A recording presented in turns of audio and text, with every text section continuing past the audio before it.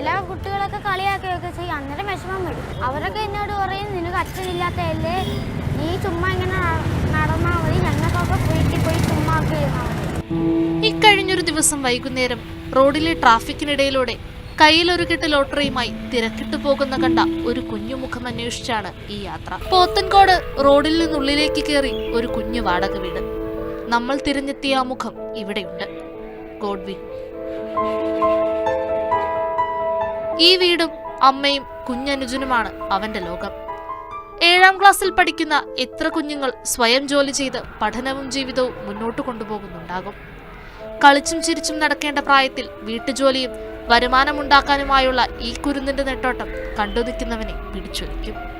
3 കൊല്ലം മുൻപ് പിതാവ് മരിച്ചപ്പോൾ മുതൽ വയ്യാത്ത അമ്മയ്ക്ക് സഹായമായി ലോട്ടറി കച്ചവടത്തിനിറങ്ങിയതാണ് ഗോഡ്വിനും.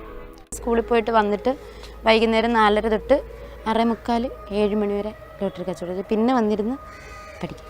വീട്ടിലെ കാര്യങ്ങൾ ചെയ്യും, എല്ലാം ചെയ്യും. എനിക്കൊരു സഹായമാണ്. ഈ വീടും പരിസരമൊക്കെ ഇത്രയും വൃത്തിയാക്കിയതാണ്.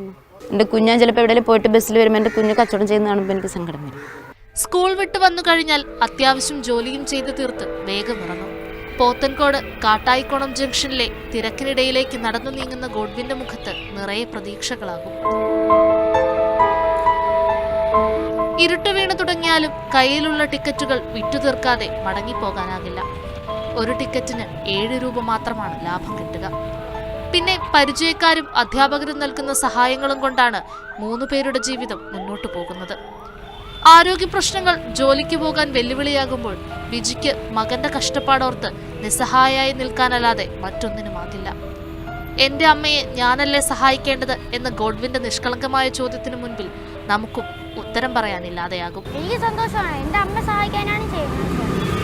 അത് വേറെ ഒരു തെറ്റുമില്ല.